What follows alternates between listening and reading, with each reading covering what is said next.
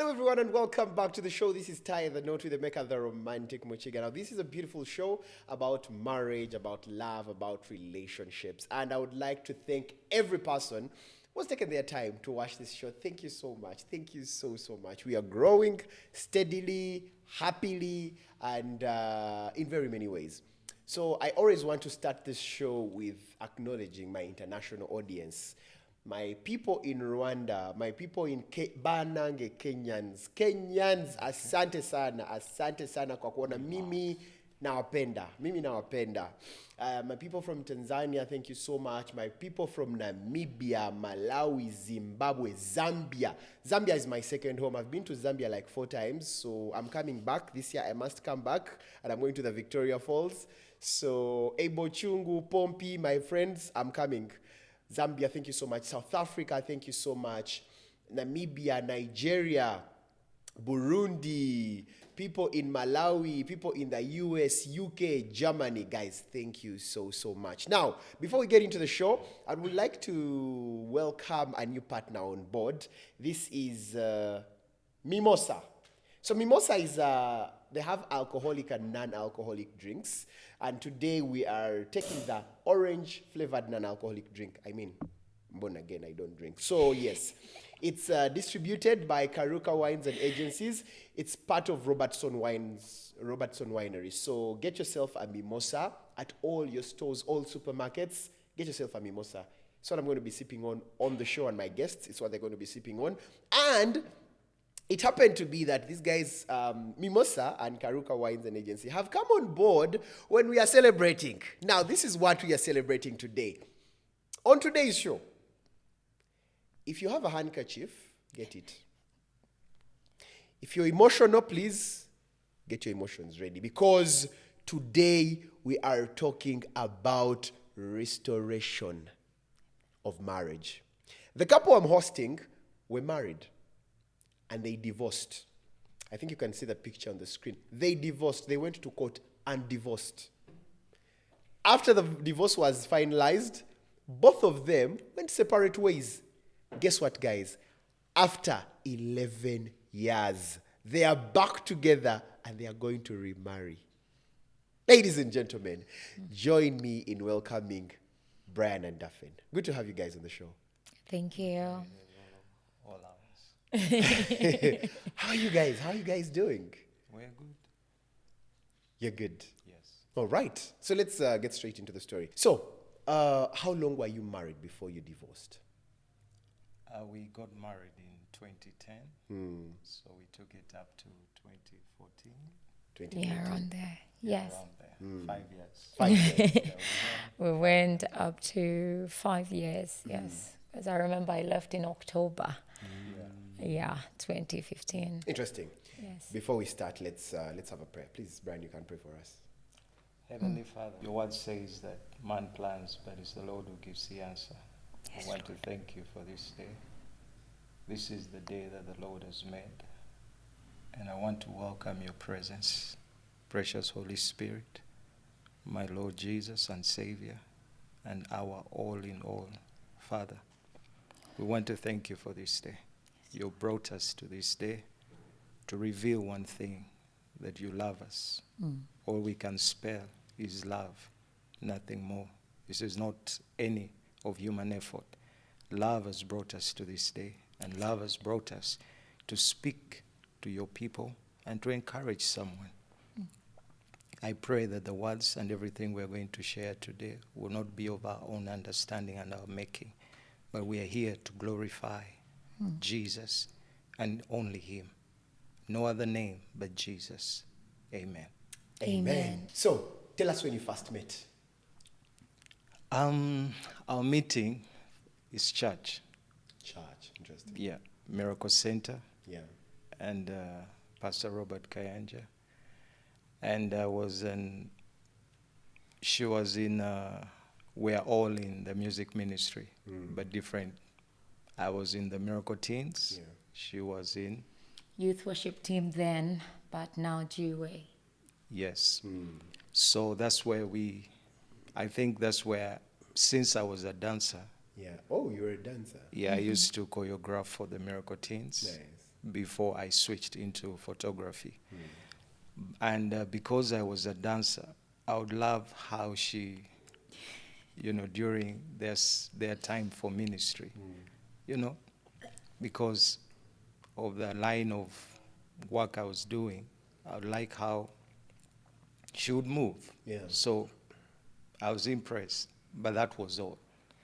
And to me, that's how I first began to notice her.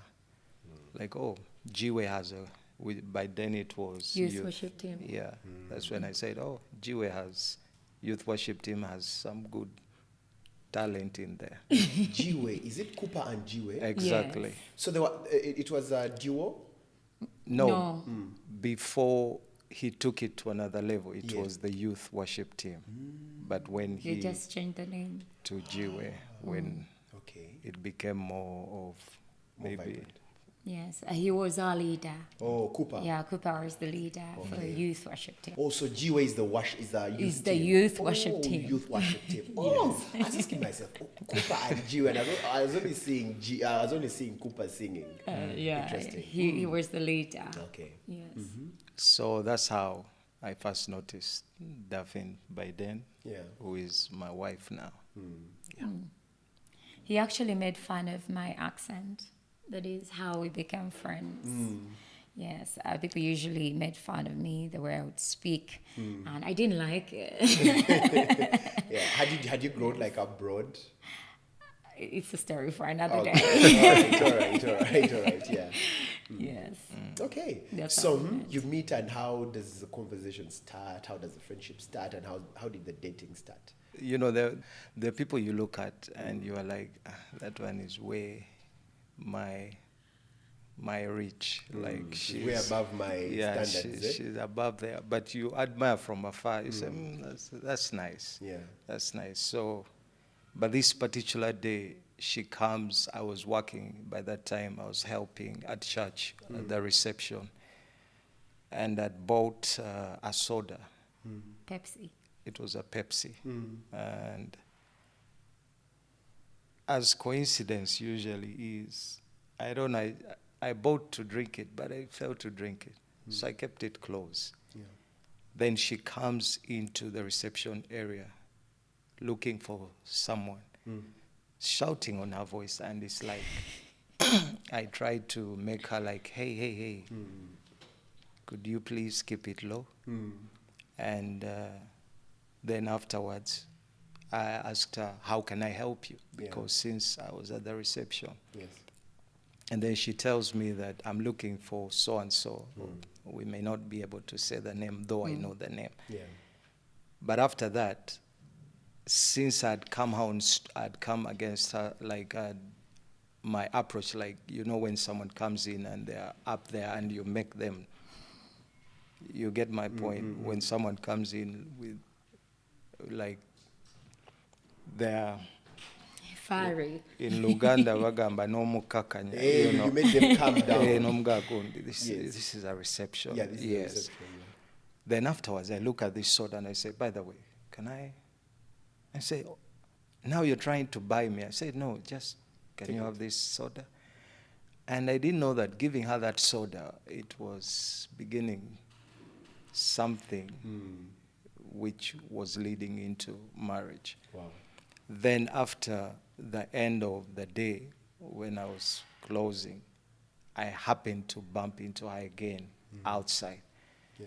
And I said, I think I was so bored. I said, can we take this? Can I be your friend? Give me your number. I remember when I was waiting there, he actually punished me. He made me stand there for a while before he would call the person I wanted to see. So I got really mad.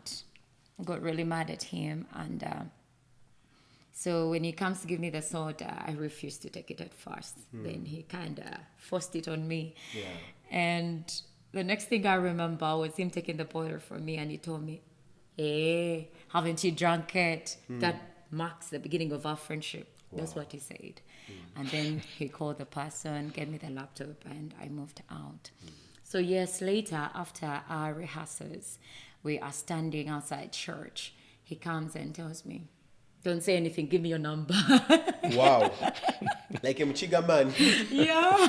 He said, don't say anything. Give me your number. Yeah. So I look at this guy. I'm like, you're too bold. So I give him my number and go home. Then I remember he texted me that night.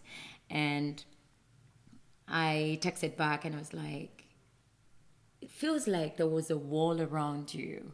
But now it's all crumbled down.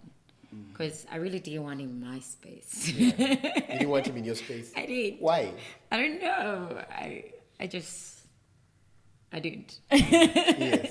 So I'm like, I don't know why. It feels like that wall has just crumbled down. So that's how we started talking. Yeah. And he nicknamed me Speech and he listened because he would do more of listening and I more of talking. Oh, yeah. That's why he called me Speech.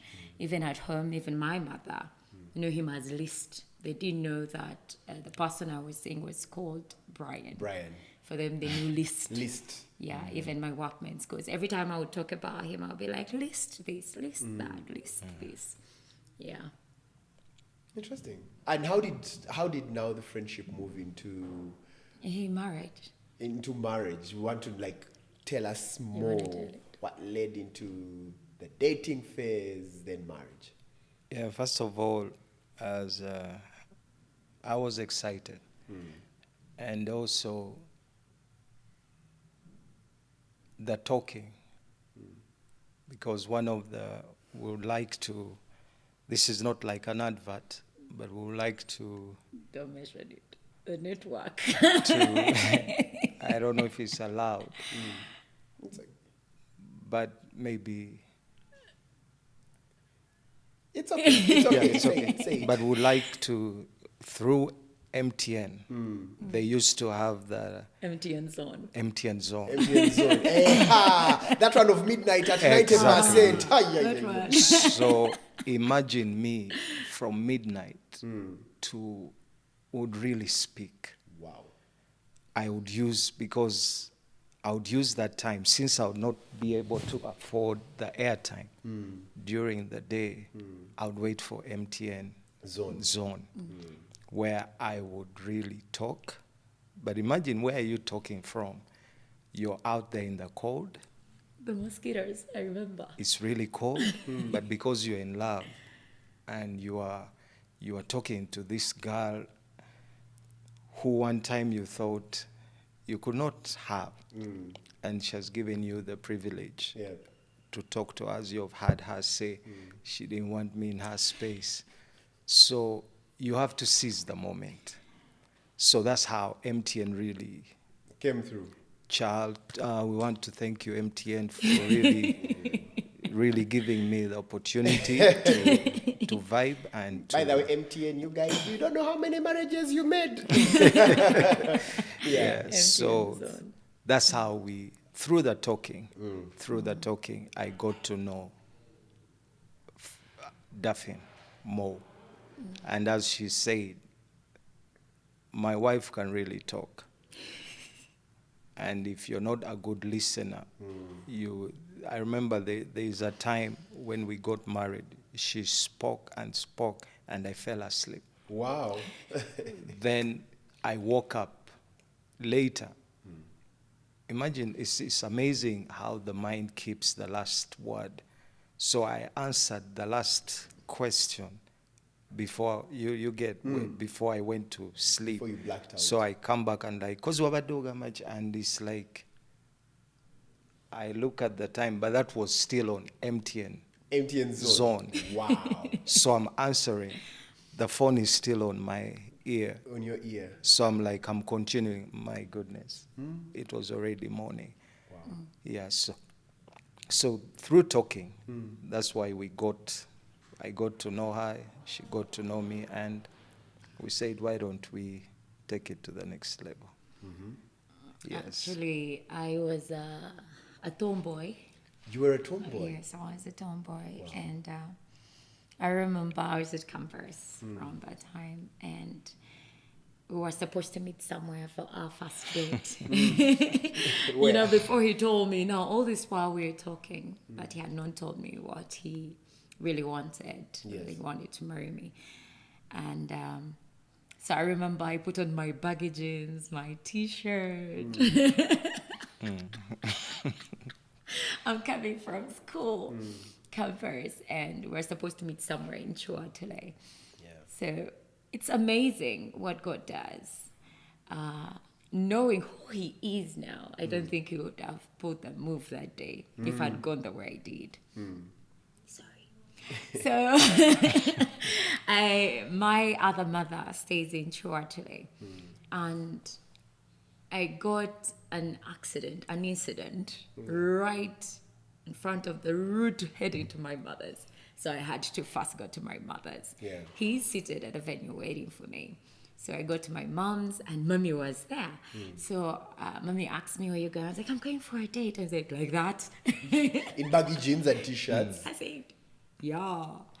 And she told me, no, who are you going to see? I said, I was going to see List. My mom called my sister, get me some nice clothes. So my mom played a big role in this one as well. Wow.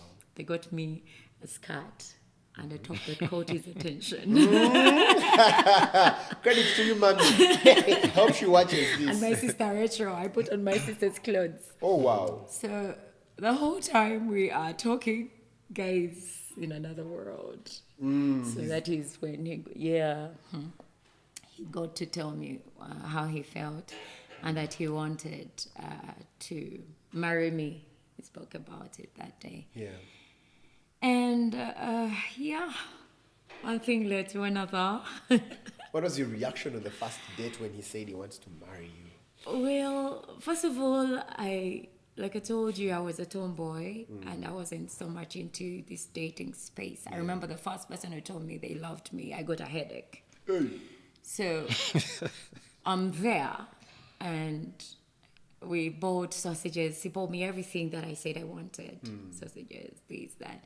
And I remember I dropped a sausage and picked it up and ate it. I'm like, this guy taking me where? You dropped the sausage and he's not I was too rough. Oh, I was too rough. yes. Oh, wow. Yeah. I didn't believe him. Yes, I didn't believe him. And I remember we walked, like he says, that time we were really rich. Like, we had a lot of money. Like a lot, if you know what I mean. A lot of money. Yeah, in opposite. Yeah. Yes. I think it was at that point when we got so close that I felt the chemistry and yes. The chemistry led to biology. We were under the bridge. I understand. Okay. So yes, that is when we decided to start dating. Yeah. How was the dating period? Getting to know each other. How long did you date? We dated for a year. We made a year that day we got married. We didn't take long because MTN Zone had really done its work. done it. And but along the way, we broke up. During the dating? Yeah, during the dating, Yeah. I say asking around. Yes, I say asking around about him. What do you know about him? What do you know about him? What do you know, those things that we do. And I got to a point where I think that's when I went out of Kampala for work. And I broke up with him. And I was working on radio. Okay. So he happens to come with a pastor to Lira for a crusade. And he said, listening to the radio, he became my number one fan. Wow. He would call in every Really? other day. During the days of the crusade? Yes, he would call in. I had a mid-morning show. So he would call in and he'd say, I'm requesting for this song and play it for that person that broke us up. Play for the person that broke my heart. Broke us up. And that person ended up. What caused the breakup?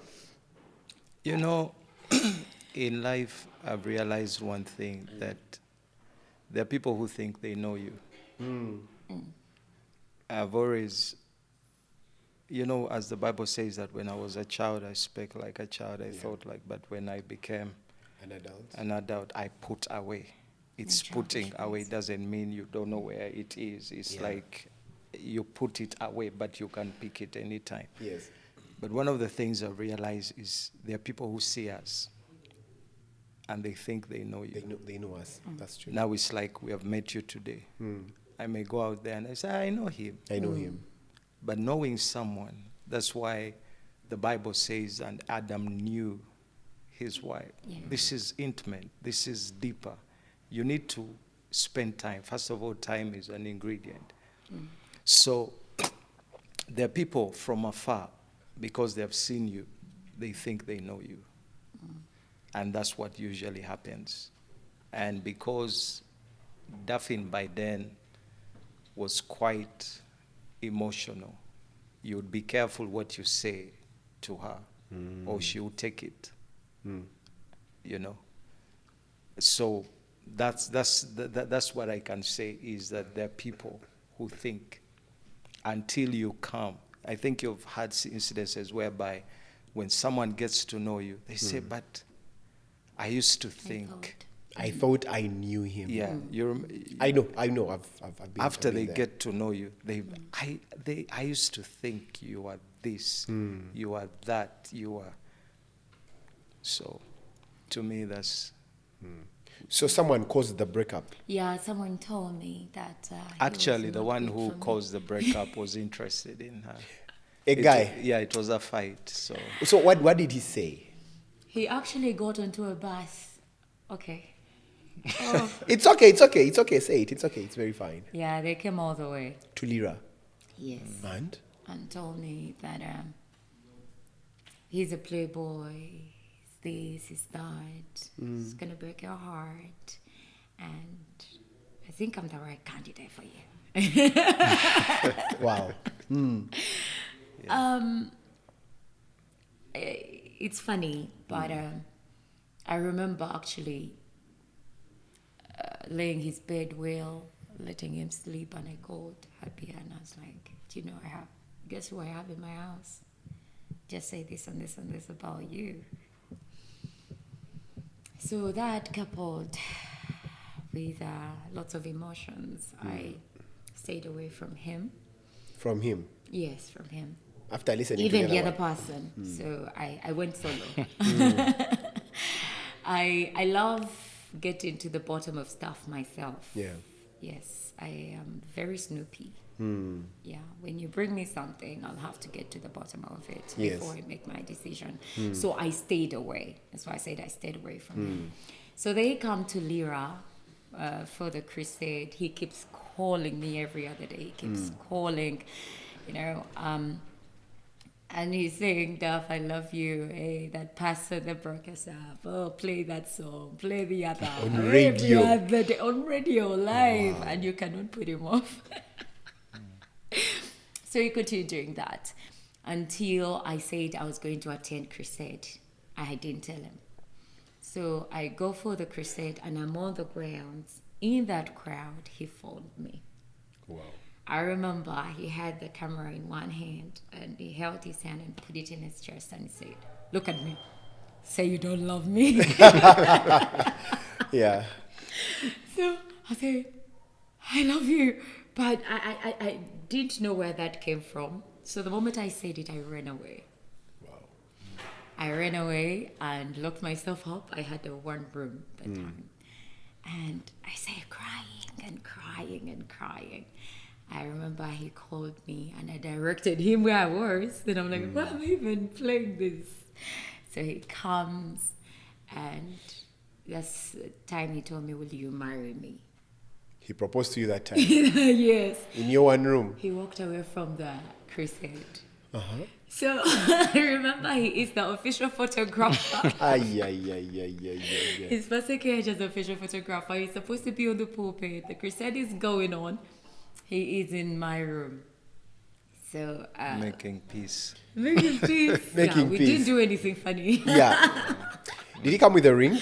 Disclaimer: no ring. The people saw me cry, but they don't know where that proposal meant to me. So no ring. Forget, we shall talk about the ring later. Wait. So people saw you crying in this video you posted on social media. Yeah, but they don't know. They didn't know it. So, is it because he proposed to you without a ring? Eh? Yeah. The other time he proposed without a ring. But even this time he knelt. There are things we shall talk about. It's okay. So he goes back to the crusade. Honey, that's your part. The interesting part, when I returned to the venue, The crusade. my pastor was looking for me. You know, I had to maximize the little time You had. I saw, because I knew the routine of my pastor when he gets on the pulpit, and so I said, I can use this time to go and chase and, you know, put in my point there, you know. Yeah. You never know. So I came back so excited. And I find my man of God on the pulpit, and oops. And he looks, where have you been? But in my heart, I was like, it might be a bad move now, but I'm happy. You know, there was something consoling me because there were major things I needed to take. Yeah. So that's how it really. But also, even in our second marriage, no, in our first marriage, I proposed, but it Later, when I was in Imbarara, that was Lira. No, I first when- proposed when I was in Lira. before our wedding. Yes. I managed to get a ring, but in an interesting way. How did you get the ring? I went to someone who baked me a cake, and I asked them, could you place this ring In the cake. inside the cake? But you know, it was a risky move. Yeah. Because what if she swallows it? Yes. But Then you put it in ice cream. my thing was, unless this person is really so hungry, you can't miss a ring. So she said I didn't propose, but the other one was Onjagala. Will you be my wife? So Yes, that's yeah. it. Oh, yeah. There was no time to have a ring, but Okay. for the actual wedding, there was. Yeah, what he did is he got a ring, put it in a... They came to pick me up. I was working in Imbara. Yeah. Then I had left Lira, now in Imbara. By the time we got married, I was in Imbara. So he pulls... Was it my mother? And then I had another mother. Auntie, I used to call mother of town. Yeah. There were two ladies, and then there was someone who was driving. And so he gives me the cake in ice cream because I love cake with ice cream. Yeah. So I'm there and I'm talking, and he's just looking at me, and I'm like, oh, he's enjoying looking at me. Maybe Concerned. he's worried about the ring. You might swallow the Yeah, ring. I bit the ring. But I know he was doing it because he didn't want to kneel. He did it in the car. He proposed in the car while seated. No, I knelt on the passenger seat. Hey. Like while we were moving. You know, being a choreographer, one of the things I've understood is the sense of being original. Yeah. I love being original. It's something that, you know, why should I do it the way you did it? Can I have it my own way? Yeah. You know, I love what Pastor Robert Kanja used to say, that who told the first professor, or who graduated the first professor? That means the first professor called himself the first professor. Yeah. So I always wanted to, because it's your uniqueness. Yeah. It's your uniqueness that makes room for you. I remember even when I was getting into photography, they told me, it's your uniqueness that will make room for you out there, not your similarities. So I was trying to be creative. So I knelt in the passenger seat while she was behind there. I said, will you marry me? It was a quick one. So, but since we still have time here, we'll get to the good part. Interesting. Of the video, which has been where trending. she's like, oh, you're kneeling. Okay, so you proposed. So you ate the ice cream. Yeah, I did. And I bit the ring and, yeah, put it on. And that was it. I think it was a day before the wedding or Yeah, so. it was. Wait, he proposed the day before the wedding. It was, just know that when you're original, you're original. Oh wow! Oh wow! There are things which, that's why in the beginning, I remember I was sharing with you that our first marriage was, we rushed. It wasn't that we didn't love each other. Yeah. That's why when I was praying, all I see about me and Daphne is love. Our first was we were rushed. Not that the baby we are carrying was not pure. It was pure, but we needed to be prepared. And I always say this, but that I married my girlfriend, but I took home a wife. So I thought that what worked in the girlfriend world is what will work In the marriage. in the marriage. A wife demands different from a girlfriend. Yeah. And with a girlfriend, you have no covenant. But with a wife, you have a covenant. You have a covenant. And God honors it, respects it. So that is amazing. Oh, interesting. So our first marriage was not that it was bad, but we're not just prepared. We are not nurtured well into what we're going into. We thought it was just another level from being like as you go from kindergarten to P1, P2. So me, that's what I thought. I thought, oh, I got the love. I got what it takes to keep the marriage going. But yet, marriage is off. It's another level Another altogether. level. Yes. Okay, so by the time you got to the wedding, she was pregnant. No. The Oh. baby's talking about marriage. Marriage. Me, I thought. No. All right. Okay. So the wedding happens. Yes, the wedding happened. When? That is, 19th June 2010. 19th June 2010. Eh? yes. Celebrated at Miracle Center. Yeah. By Pastor Kayanja. Okay. Yeah. And I remember him very well. If there are any words that I remember him telling us, is Daphne, keep that smile no matter what. Wow. Keep that smile. Whatever is going to come to you, just keep the smile. And also, what I remember is the words always keep resounding that it's for your own loss if you lose this. It's your loss. But you know, that time we're in love. You don't Trust hear me. those things. You don't want to Those hear words were anything. You Yes. don't hear. That's why Yeah, I say like that's what I remember. keep saying all you're saying, but for us, We are gumite. we are in love. Until Okay, you get into the marriage. Now let's get into the real story. yes. When you got into the marriage, you said, you've been explaining and you said that you thought you knew what marriage was, but being girlfriend and boyfriend are different from being husband and wife. So when you get into marriage, what made you realize that actually marriage was different? Because you say you had all the love and you thought it just required love. There's a time, I remember I'll share something. I had how they call it? I had this feeling. I thought when you remember these movies where we used to watch, where you The enter, romantic movies. you enter when you are normal, then you come out the other side, you're Superman. You're a Superman. Yeah. You know, I know those movies. I thought when you get married, you'll be transformed into something. I don't know. It was just thoughts in my mind that the moment now I'm married, the next day I'm going to be something else. I remember even that night when on our honeymoon, when I woke up, I'd never worn a ring. That was the first ring to put on my finger. When I woke up, I felt something on my finger strain, and I happened to dash my hand on the bed. Bah! Like I thought something until, It's my ring. it's a ring. Okay.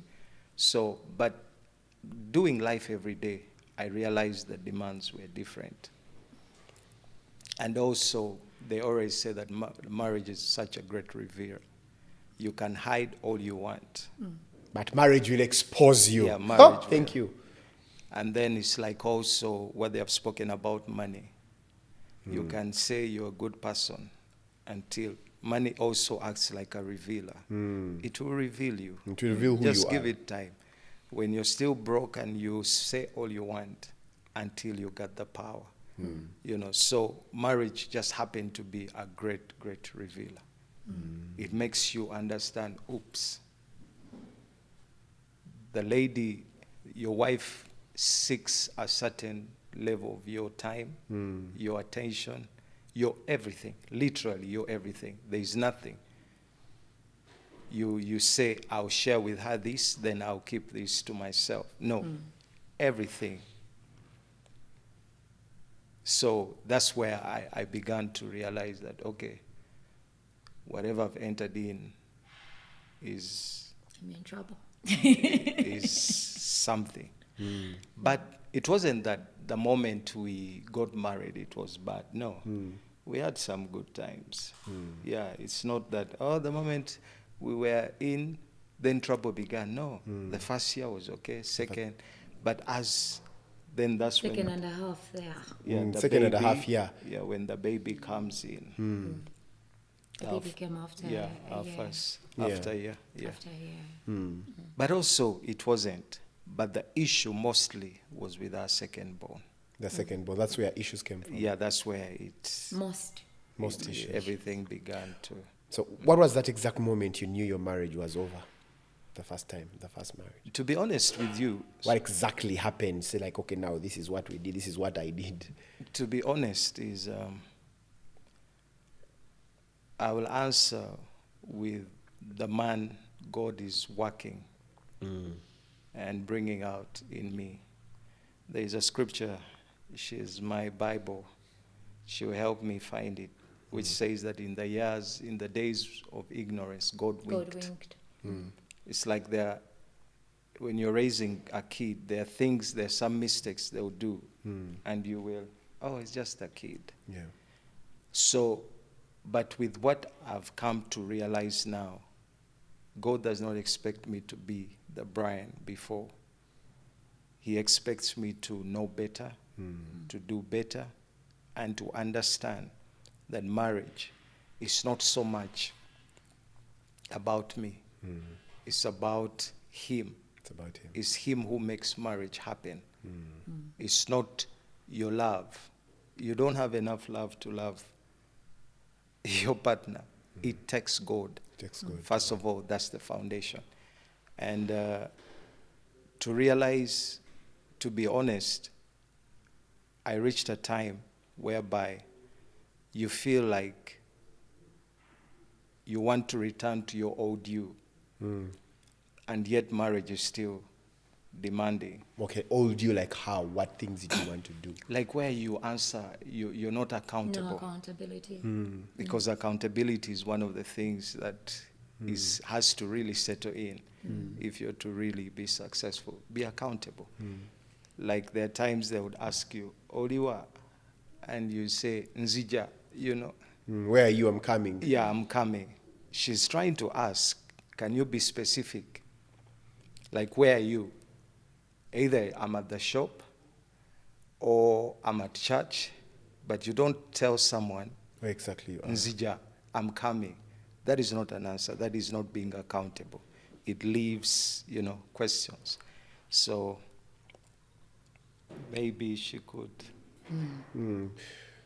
So Daphne, Yes. give us a clear picture of you woke up one day and you're like, do you know what? I am done. What led you to that place? The many things that happened that hurt me, and I stayed. Many things. Many things.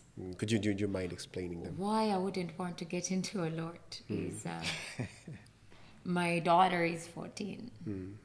She has no idea what happened. I have protected my kids from it. And I wouldn't want them to look at either of us in an amazing way, knowing what happened. But what I did is I sought help. I went to church and I asked for a meeting that maybe if we have failed to resolve us, maybe we can get external help. So that day, sitting right there, waiting with my pastor, knowing that the man of God is coming, someone gave him a call, told him, your wife is here with the pastor. And,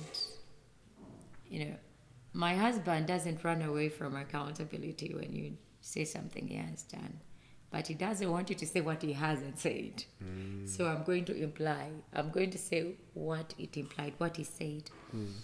His response when the pastor reached out to him implied should rather go than I coming and people know that my marriage has issues.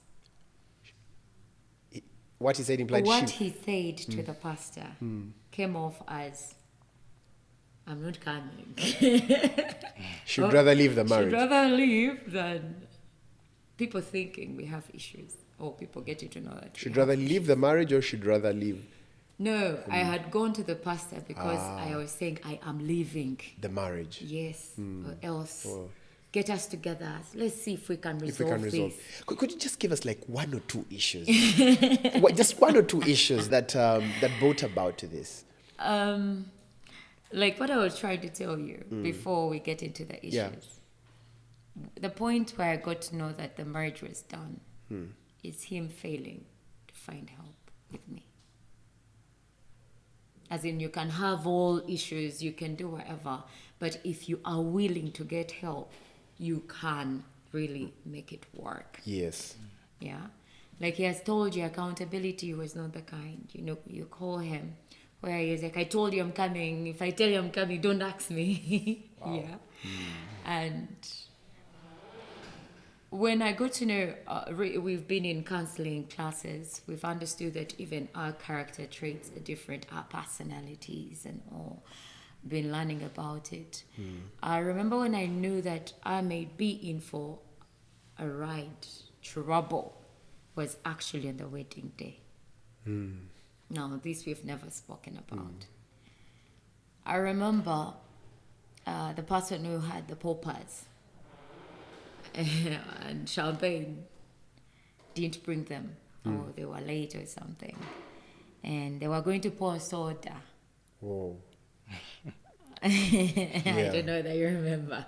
Very They were going to pour soda. Now I have makeup and all, and I remember telling the lady, "Don't pour soda on me.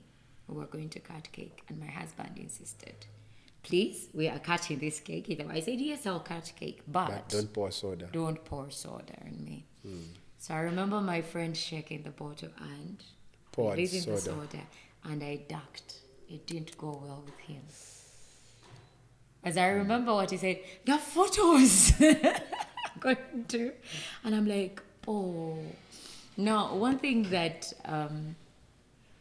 I would like to put out, even as I share whatever I share, there was another spirit at play as well, because you realize there are things I'm going to say, and I pray my husband will understand me, darling, that he doesn't remember. Yeah. He did, and there are things I did that he doesn't remember. There are things I also don't remember. But I want him to know that whatever I share, honey, I cannot lie about you. Yes. Because I've realized there are things that I did. There's something we talked about. Like, I didn't do that. Then I said, why would I be lying? That's why we're It's just here. the two of us. Yeah. So I wouldn't lie about you. Yeah. It was us doing life. So that day, I knew I was in trouble. I was like, this is a small thing. If he's caring for the photos, And not caring about me. it's going to be amazing. I remember it took me a while. I sat there after the wedding and I worried what I'd gotten into. So from then, I kind of let my guards up, because I got married for love. Like where I come from, I wasn't raised in an environment of love, so I sought love. So when I realized that I'm not being loved how I think I should be loved, it's scary. Yeah. Yeah, so there are things that he did. Honey, you would rather want, I don't know what you're free to share, but like I said, we need to protect our children in all this. And God gave me a new man. He's totally different from the other man. And for personality and all that we've learned, and I know better how to deal, I also have lots of flaws when it comes to that, being irritable, touchy, I'm very sensitive, like you said, very emotional. I will hear what you haven't said. I will see what you haven't seen. And everything I warned him about, it surely came to light. You know, like that girl who pulled the move and then you turn twice. It's going to bring you trouble. I have seen it. I'm a woman. I know when a woman is trying to catch your attention. Was there infidelity involved? Yes. There was. And you found out and you're like, I'm done. No, that's why I told you. I didn't just go. Yeah. I'm not a coward. Or you wanted to stay, but... That's why I said I went to seek help. Help. Okay. But it's like, I would rather keep up appearances. Than know that my marriage has issues. No, that's where the issue came. I knew then we were done. Because I had held on for so long. Yeah. Yeah. I even made interesting suggestions. But yeah, it was him failing to come see the pastor that I knew. That it was Actually, it's the pastor who told me, please don't go. I know it's like but hold on a little bit longer. And I said, okay. But in there, I kept saying, I hope he can turn around, find someone to talk to. Because I loved him. There's a point I even went and saw a lady. And I told her, I will leave that man for you if you can only tell me you love him. I love my man. one of the ladies that was with him. A lady. A Let's lady. leave it at that. Yeah. I told her, I bought her chocolate. I went saw her. And I told her, honey. He's like, yeah, when I saw your ring, I knew it was you. I'm like, hey, you know my ring? He's like, yeah, you guys have the same rings. Hey. I'm like, okay. But I am here to know, do you love my man? What did she tell you? If you love him, he's yours. You don't love him? No, I'm telling you the truth. Leave him for me. Yeah. I want to be sure. That's why I told you I don't go by rumors. Yeah. I made my own investigation. It's amazing. That person reached out to me. So I got their directions and all. So I went. And then they told me, I know what it is. I said, okay. So it was that point when he failed to show up that day. Then I started planning my exit. A woman doesn't leave the day they leave. No. They leave way before. Way before. I was going to leave, I think, 2.5 years into the marriage. He intercepted me then. He phoned me. Then I knew, so if he's to get me, that means I have to run away. So I knew now I have to plan. You don't announce. You disappear. Yeah. Yeah. So that was, I say, planning. The kid was 1.5, the firstborn. Yes. So I started planning my exit. I stayed longer, thinking we should raise a girl together. The second time I was going to leave, I had planned everything. He doesn't know this. I'm sorry, my love. I was going to London. Everything was set. Then I found out I was pregnant with my second child. It was heartbreaking. I was like, oh my God, I'm stuck. Even now. The first time I was running to Nairobi. Second time I was going to London. So I said, okay, let me stay and try to see if it works. Still, there was no accountability. That is when I planned to run now. And I ran. You ran. Yes. So you woke up one day, packed your stuff and left without telling Actually, she didn't just wake up. It was premeditated, and as you've had her, everything was on script. I was on my way to Ginger. I had a wedding, and we had gone to do pre-wedding photography in Ginger.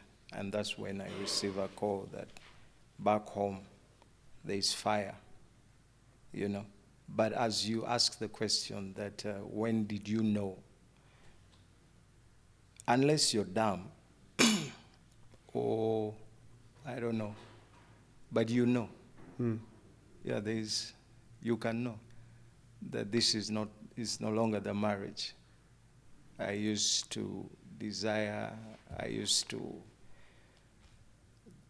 in her action, in our conversation, during our counseling, they were talking about communication. You could know that something something big has changed.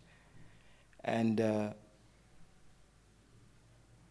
I wouldn't deny my responsibility. Why we are back together is because I've taken responsibility. One of the things I realize through God is your boldness. As you're bold with all other things, first be bold with yourself. Because you don't, this is what I think. That someone out there may be listening to us and like, having their own opinion. But ladies and gentlemen, we are here to represent and to talk about real life issues. I realize that as Christians, we like hiding. Either, I don't know where even, when Christ died, they said the veil was torn. But there's a way we want to put back that veil and to show that everything is going okay. Yeah. And I think that's the beginning of trouble, when you fail to seek for help. And they have always said that the denial is one way of, is the first stage to, when you deny, to depression. You know, when you begin deny, as Shah said, that I was raised broken. And why even she's saying, oh, honey, I'm sorry. Me, I don't feel like she's doing anything to me. Why? Because God has dealt with me. I had to go to God out of his love and mercy. He gave me a chance to meet me. Because many times, like we have met you, we meet many people. But if I may ask you, have you ever met yourself? Have you ever come to real closure? In Luganda, they used to say the ladies in tea, take a waka keka, webudi dide. You know, like, can you have a moment with yourself and try to correct than defending? So you were always defending yourself? Yeah, like you, that's why I told you, I married my girlfriend, but I took home a wife. So you bring all your brokenness into here. As you used to operate your girlfriend relationship, you want to function in a marriage, and yet things don't work that way. What are some of those things some of those broken parts in you that you carried with you into the marriage, some of those things you were doing as girlfriend and boyfriend that you thought would work in the marriage but do not work in the marriage? The major one, because there are things which stand more. There is one thing that when you correct it, the rest, I think will. What's that major one? That one major thing? Accountability. Being accountable fully to that person. That you're in here not just to waste someone's time, but you're in there. Someone has decided to share their life with you. So, because accountability comes with even who you bring into your space. Yeah. The things you have to let go to gain, because trust is earned. You don't demand trust. You don't force her to respect you. You have to earn. So to me, because if you're to mention everything, all these other things are a result, usually are a result. You can say, I was unfaithful, I was this, I was that, but what is the head? What is this one thing in you? Me, accountability and also identity crisis.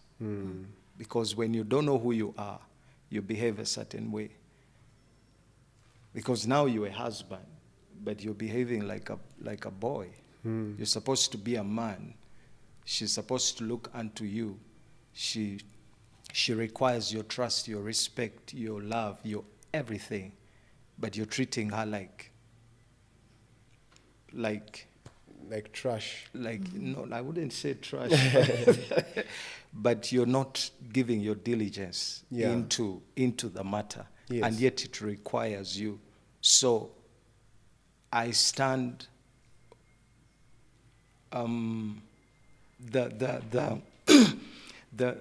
I remember when you sent us the questions.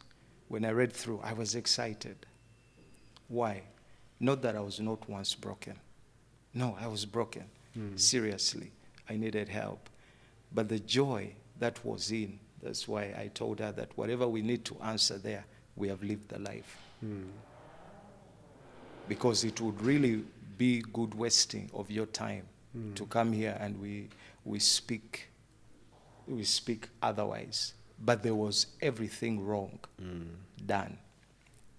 That's why, for the sake of our children, there are things which will remain with us. So with you, yes. Yes, because we wouldn't want them one day to play the video and they're, oh, so Daddy, this is what you did. You know. I understand. And you know, my daughter is very,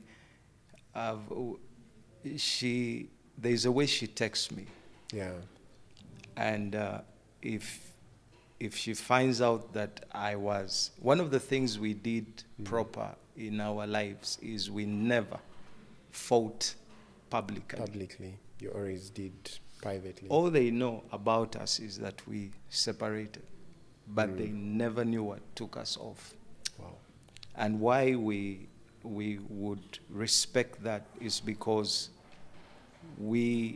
social media is social media. They can take sometimes things out of context. Yeah, they like take you're things trying out. to share your story, your truth, but yet they'll use it against you, as if they're angels on the other side. You know. So mainly what caused it was lack of proper accountability. Yeah. Lack of proper accountability. Interesting. And did pride play a role? Oh, very in the much so. divorce? Very much so. There was so much pride. But pride which even you yourself, I don't know, that's why I asked you in the beginning that can we be real in this conversation? Yeah. Have you ever suffered something, even you yourself, you don't know where it's coming from? There are things, I don't know whether we inherit them. You find yourself behaving a certain way. And yet, it's like how you were born. You had no choice. None of us chose the parents. Yes. But we were brought here.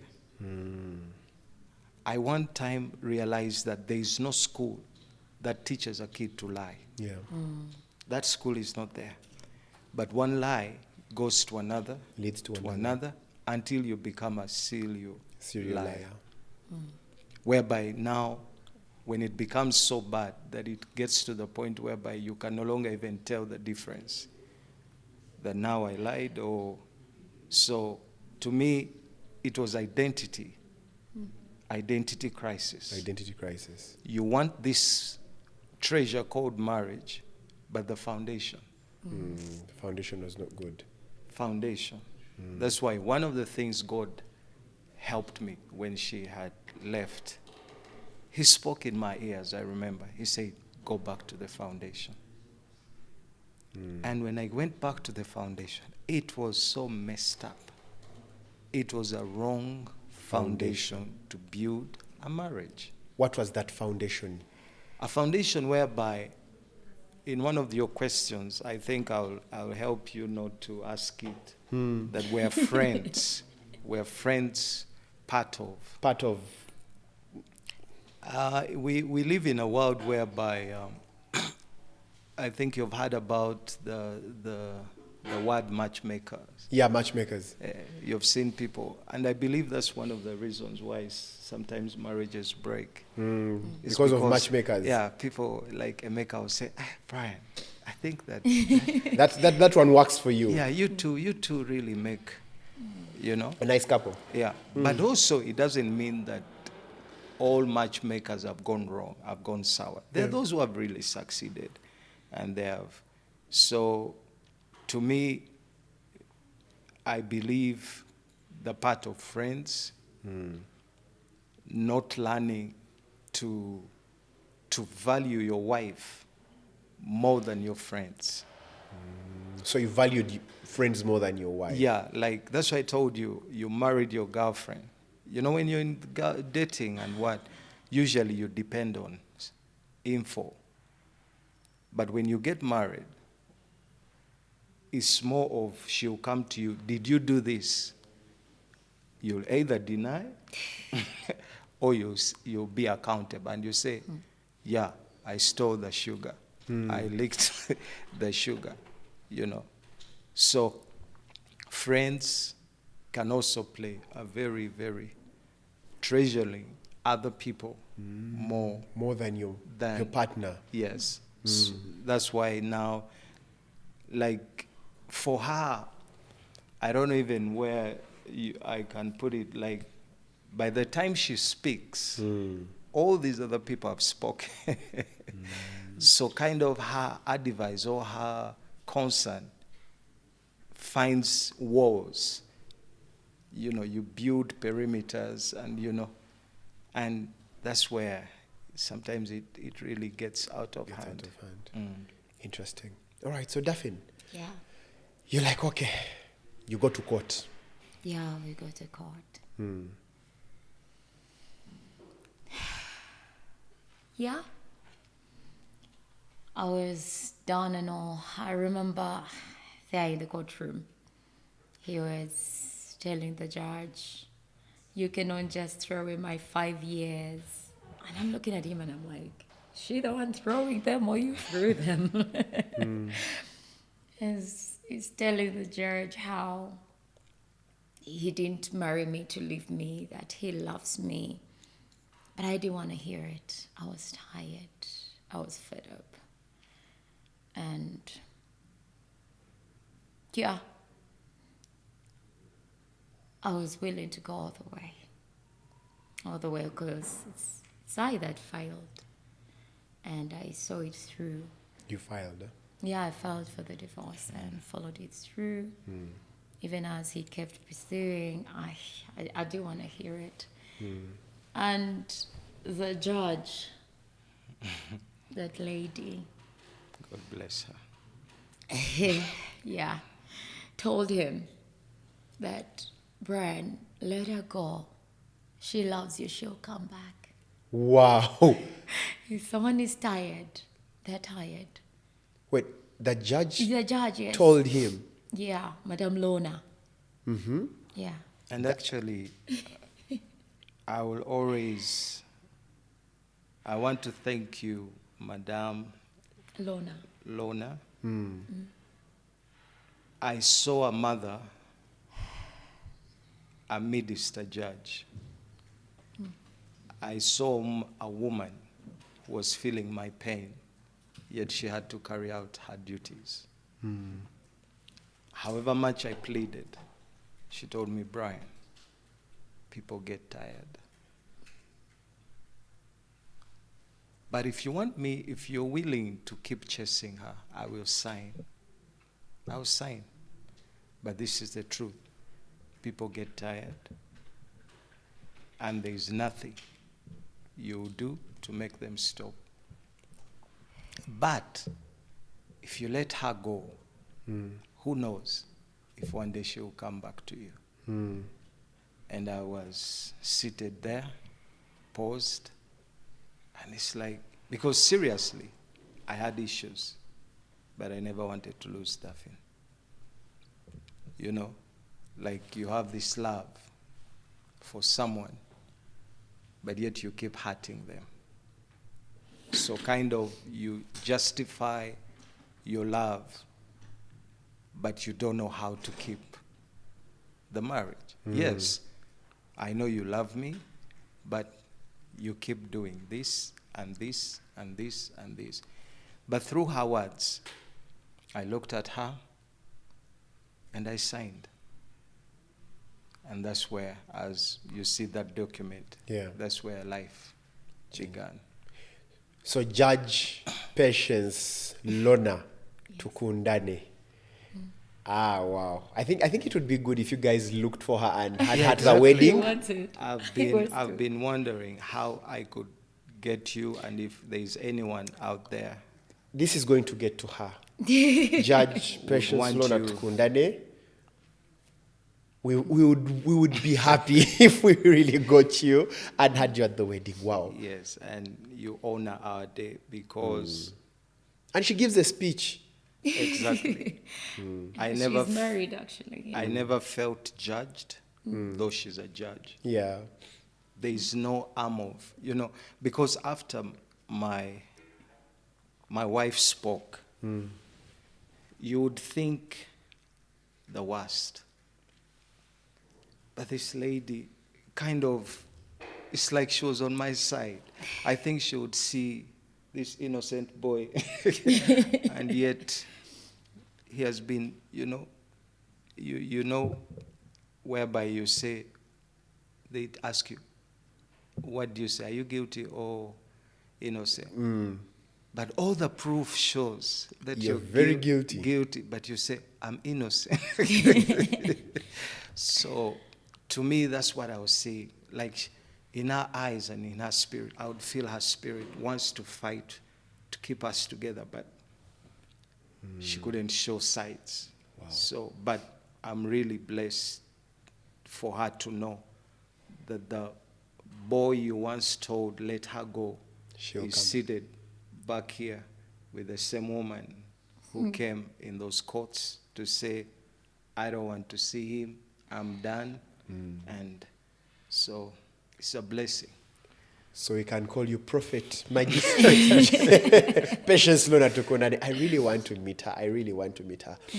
All right. So before we continue with the court proceedings, you mentioned something to do with money, and you said that when you're broke, there are things you say like, money can't change me. But when it comes, you act. So was there a point in your marriage where you got money and you felt like, yeah, I have all the money, I can do whatever I want? Actually, I only use that as a reference because if you're to talk about money, I cannot say my amount could make me that change that much because I remember one of the person she left for me said, "Oh, you leave me and you go with a photographer." Mia. A Mia photographer. Mia photographer. Did he say photographer or he said cameraman? There he said Mia. Mia photographer. So because the gentleman was really, He's an Loaded. engineer. Huh? and you're here. You're a You cameraman. get my point. And so I wouldn't say money took me to that level. Yeah. But what I spoke about was the first one, Yeah. which I really could relate with. Yes. Interesting. All right, Daphne. Yeah. She says you will find. She says to him, she'll find her way back to you because she truly loves you. What echoed through your mind when you heard those words? No, honestly, at that point, all I cared about is the signature. Yeah. I remember he had actually even gone out without signing. I looked for him and told him, come back. The judge is calling you. And then we got him to impend his signature. I wasn't listening much to, because I even remember there's a point where the judge was like, look at her, she's even bored. Because I wasn't even looking at him. I wasn't, yeah. So all I cared about is who is keeping the kids and how we're doing this period. That's all I cared about. And who was given custody? You're given custody. Yes. And when was he seeing the children? Once a month. It was supposed to be once a month, yes. Once a month. Yeah. And that was December. No, actually, yeah, not once a month. That was if I agreed. You were supposed to see them only once a year. Once a year. Yeah. One in day only. December. No, No, in December. December. The Third term term holidays. holiday. Yeah, for like a week or 2 or month, depending on how I felt. Yes. Wow. And when all this happened, weren't the kids asking themselves what's going on? Or they were still too young to... The girl was 3 years. The boy was months. 8. It was 8 months. Yeah. Yes. So really, there wasn't much asking. Okay. All they know is they couldn't see daddy. But along the way,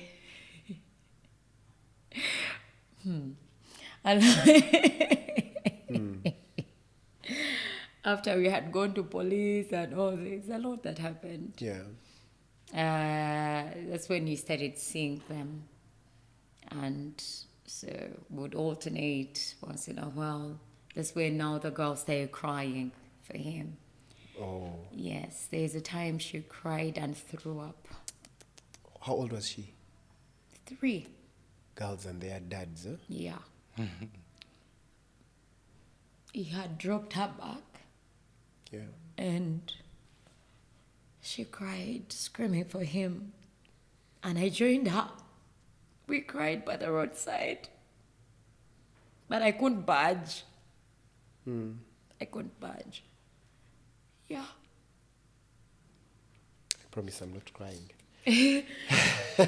Then when the boy came to, I think 1 year, I don't remember when he started talking. It's when he would cry at 2 a.m. I want my daddy, I want my daddy. He was calling every man daddy, but him uncle. It was a process for him to know that this is the father. Everyone else was daddy, but he was uncle. Even the garbage guy was daddy. I don't know why. It wasn't easy for me. Yeah. So, to the viewers, before we continue, I want you to know that your choices, the choices you make, greatly affect your children. Greatly affect your children. Mostly girls with their dads. Girls and their dads, that is a bond that is so strong. All right, and did they ever get to a point and stopped crying and got to terms with the reality? No. Of course, I dated. Oh, you dated other Yeah, people. because I was looking for a daddy figure. I thought I could replace him. Yeah. And because I was very particular and I was scared of going back where I came from, I had many proposals. So many that, and at a point, I was going to say I don't date for fun. Yeah. I used not to date for fun. Yeah. It was marriage. So along the way, because my kids' opinion was important, they would get to meet my kids, which is very wrong. And there's this particular person that I dated, and the family judged me. And because they didn't know my story anyways, they didn't need to know. He had to go. So I had to let him go. I remember my daughter crying and asking him why he was leaving them. He's like, why are you going to leave us? And the girl said, is it because of me? Your girl, how old was she? That time she was in middle class. How old was she? Like, is it because of me? Is it mommy? It's like, why are you going? And then when he left, she asked me a question that sat really deep in me. That one has gone. Daddy left. Who else is coming? Goodness. Yes. Young as she was, she's very contemplative. That's why I say there are things we can't share, because I know her mind. Now she's 14. Then she was younger. She asked me, who else? Who else is coming? You tell us Our pastor is our daddy. How come we never visit him? How come he never visits? So there were lots of questions. For the boy, it was okay. I told you everyone was daddy. But the girl was harder. Was harder. So there's a point she asked me, what happened? Why don't you tell me? Why can't you be together? You and daddy. Yes. And because when he would come around, we'd laugh, we'd smile. She was like, you guys are friends. So they started blaming themselves. That probably they're the reason why. Because they didn't see issue with us. Yeah.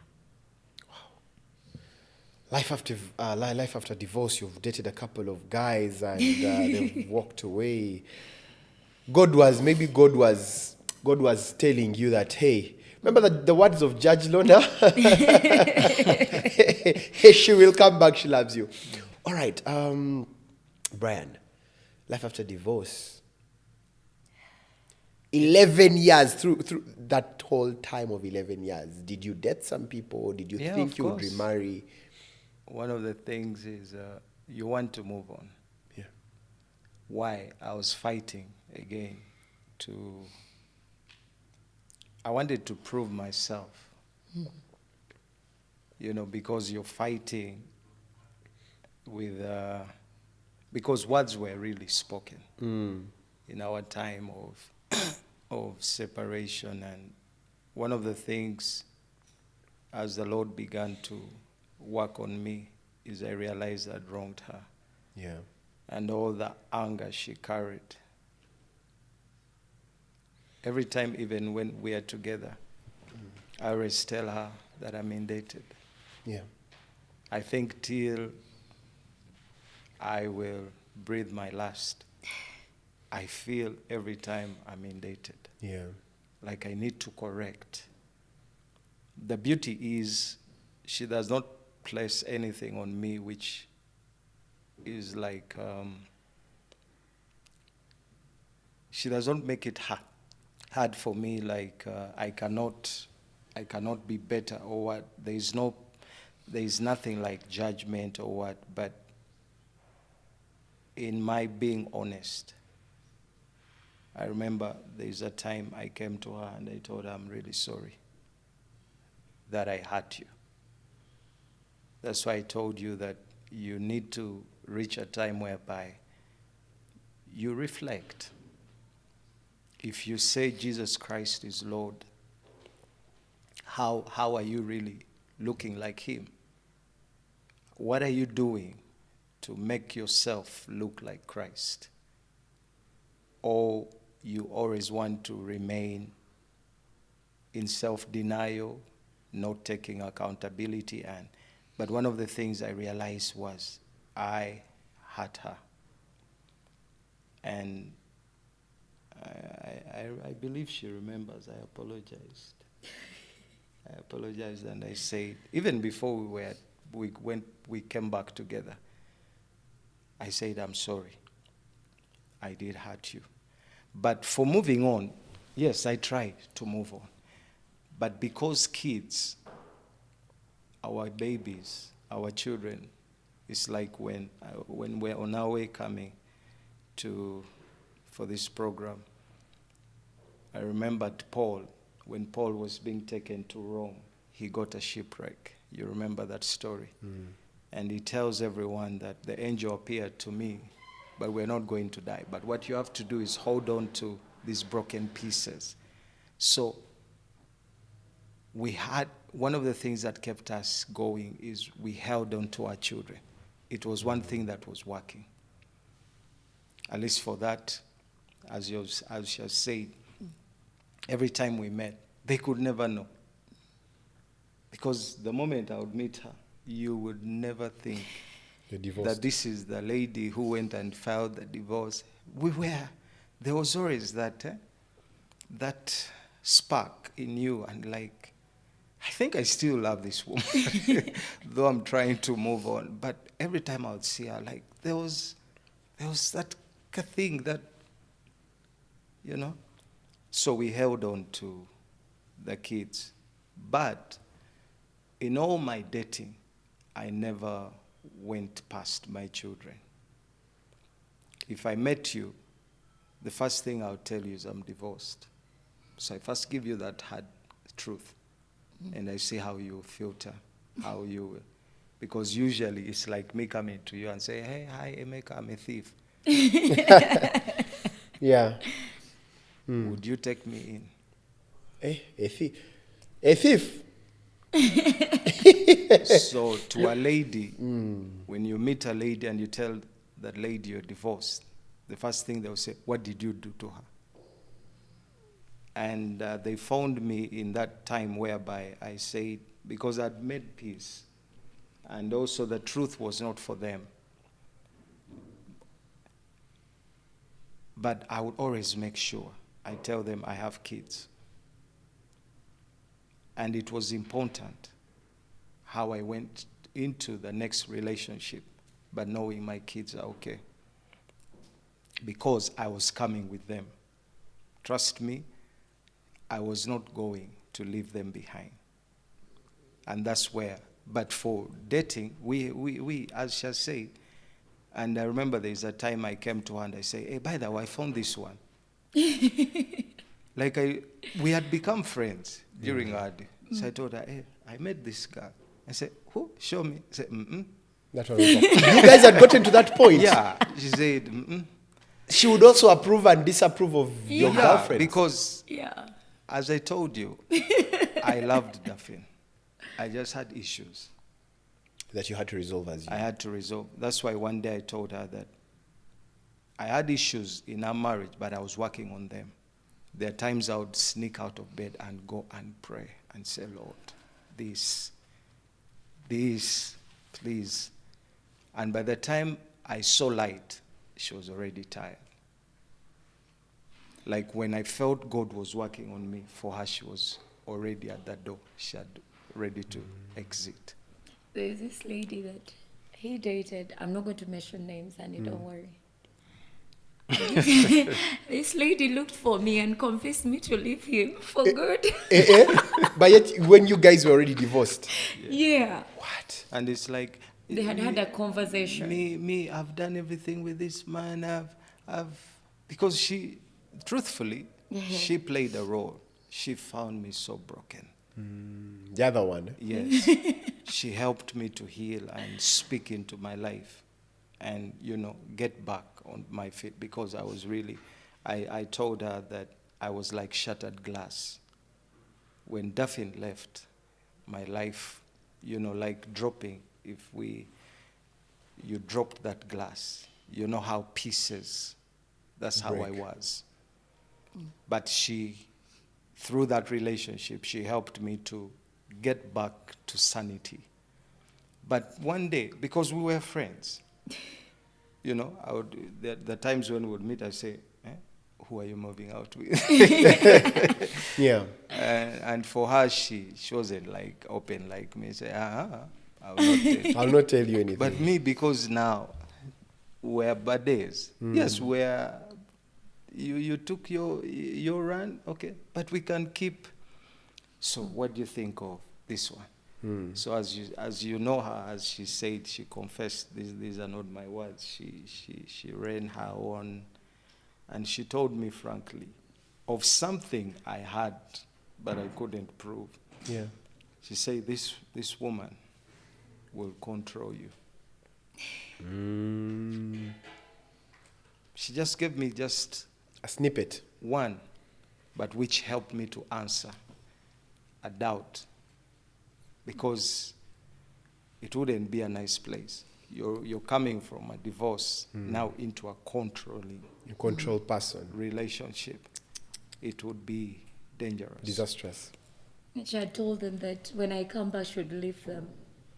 She had told He had told them that if I got back to him, he would leave them. the women. Yeah. So this one came to convince me, please don't come back. That one had the balls. She had Yeah, the audacity. Yeah. She looked for me on Facebook. What? Befriended me and then asking about my personal life. But later as we're talking, yeah, the one I'm dating is really, I'm like, I think I know a person like that. She had changed her identity. So later I found out, I told her, honey, sorry, we're getting back together just to mess them up. I messed them up, yeah, Wow. just like that. But in your heart, did you think that you'd get back with him? At a point, yeah, we kind of thought we'd get back, and then accountability shot back, and then I pulled back again. Okay. And one of the things why she's seated here is of the work. I'm always grateful forever for the person of the Holy Spirit. Emeka, you may never know, I left on Sunday with a house full of people. I came back to her. An empty house. I remember that day putting in the key, rotate it. I was used to the life whereby every time I returned back home from a shoot, my daughter would how they say it's Run. when you move the curtains, how they say, Draw the Draw curtain. the curtains. yeah, she would draw the curtains. I said, Daddy. So that picture, the house was so Quiet. so quiet. So just imagine the life I had, Wow. Then, how are you handling meals? Commando Rolex.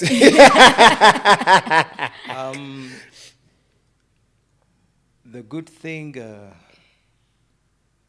by that time, appetite for food Had gone. is something you. Interestingly, from the time of when she packed, it changed my sleeping habits. She's a witness. I don't sleep at night. Me, I sleep during the day. It's like it affected my sleeping pattern because those are the days I would just cry and cry, but yet nothing could comfort you except him, except the Lord, except the Lord. So for food, it was something that didn't really count. And I remember one of the days I was talking to our landlady, and she really told me, Brian, we're really scared for you. Are you okay? I said, yeah, I'm okay. As you know, men, are you okay? Yeah, I'm okay. Every time. That's one of the things, men, one of the questions we have not yet learned to answer. Your wife will say, honey, are you okay? You say yes. And yet, you're not fine. So, but I said I'm okay. But yet, I was dying every day. Every day. And that's where the scripture, which says that the enemy comes to steal, kill and destroy. It came to life. But Jesus came so he could But give he us came life. that I may have life and have it more abundant to the fullness till it overflows. I tested condemnation. I know what it means. That's why Jesus finds this lady caught in adultery. And he asks the lady, has anyone condemned you? When you hear that word, I know what condemnation feels like. You feel you are nothing. And that is something I went through. But our story, on Sunday, was it on Sunday? We're having, we pray, we usually pray before we sleep. And I was seated there and I asked her and the kids, I believe there are couples who have they went separate ways and they came back. But I was of the view, why has our story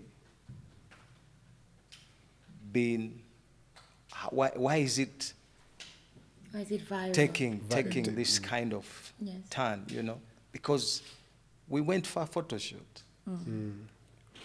For photos which will just be in our album, not to be with on this show, you know.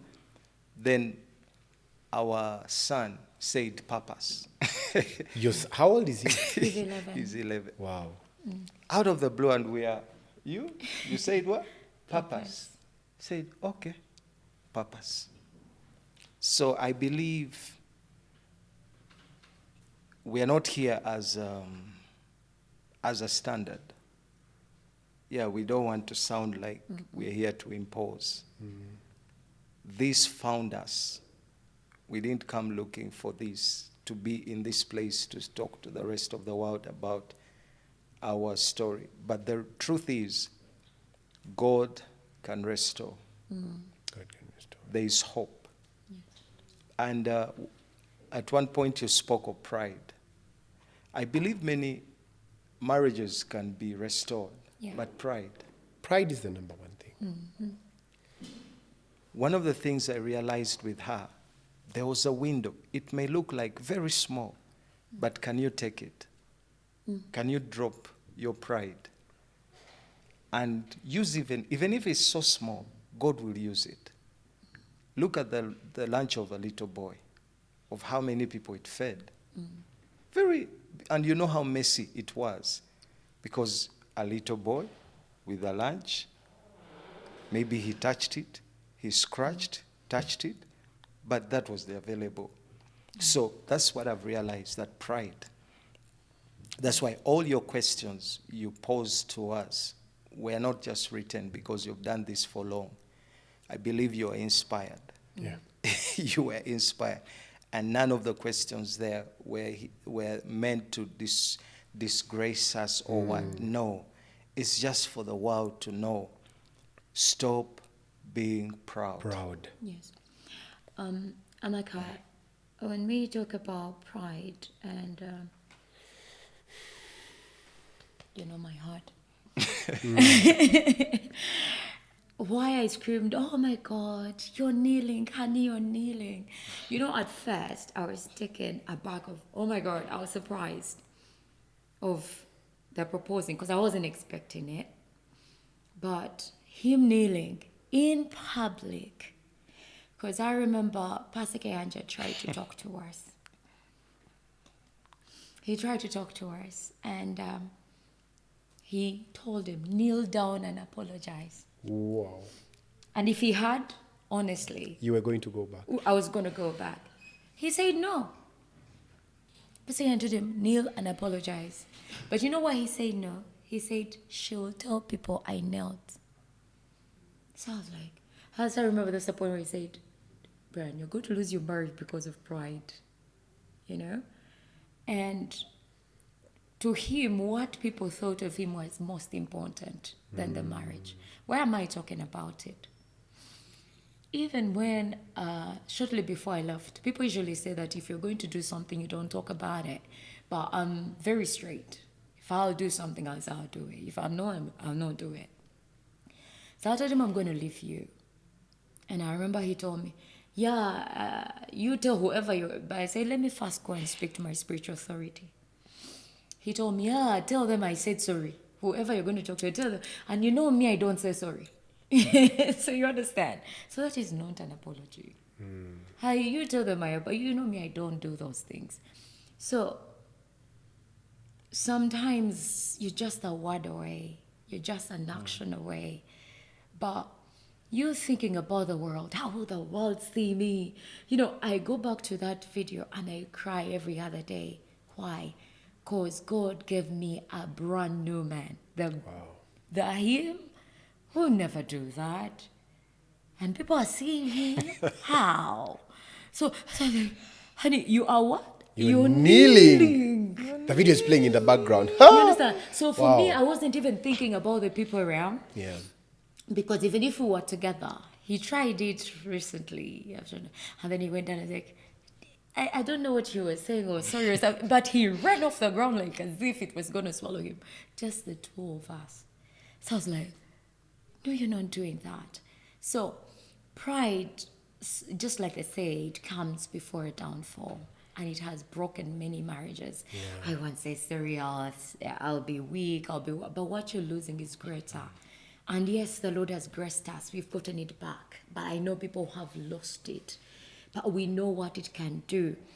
Our child was getting into depression. Yes, the girl. That your daughter was getting into depression. Yes, she was in boarding school. We had to pull her out and all that to try to mend all these things. She's writing letters to herself and she's expressing all these feelings that are crazy. She's suicidal. I mean, I know people are going to hear this and say, oh my God, they came back because of the children. No. Now we find out after we getting together, she was able to open up. Are you for real? Yes. So we would have lost our child without knowing because she was so open that she said she would put on a face for us. She seemed a happy child. If you meet her daughter, very happy child, but yet dying away slowly. You understand? Yeah. You know, the boy showing all these signs. It is a lot that happened. Wow. My son used to walk backwards. That you may not know. He used to hit his head against the wall every time he would get mad. There are so many things that happen. Yes, with seeing all that, I still, hung in there. But we are here for us. But there is a generation that has been saved. Yeah. Understand? So sometimes your pride, you may think it's just the two of us. I don't care, I don't mind. But you are setting a precedent. Setting a precedent not only in your generation. When I got married, so many people got married. They're like, if Daphne can't get married, I will get married. Yeah. When I came out, people said, if you came out, I know I'm also coming out. But I have saved a number of marriages, I'll tell you, because I tested what it means. I have a number I can count. All my siblings are married. My girl siblings. They're all married. I have seen people. It may seem like a decision for two, but it can affect communities. Wow. Wow. I promise I'm not crying. So. Oh, you're not going to be proud. No. No. Good thing you're Yeah, so this issue of pride, to the people who are going through this, it's always proud. It's always pride. Yes. Oh, I don't know how I can stress pride. I don't know because, anyway, I don't want to spill things. But now, let's talk about the remarriage. Let's talk about you guys getting back together. The turning point. When did you realize that, okay, we need each other back? And who reached out first? What made you drop your guard and you're like, okay, let me get back to this person? Okay. I've been And chasing. and when did it happen? When did it happen? Because 11 years being apart. I've never stopped telling her, I love you. Even when you are divorced. Yeah. Every time I had a chance, like when the kids, it was time for me to see the kids. At least I drop in. I drop in like a word, because words are seeds. Yeah. So, but I never stopped telling her. But yet I was moving on with other people. But that's the thing I said, that it was so interesting that every time I saw her, I realized I was not over her. And there is also a lie whereby you think going into another relationship and beginning yourself, if you don't first correct the past mistakes, divorce is inevitable, even in the second marriage. That's why you'll find some people have done it the second, third, fourth, and they're still going until they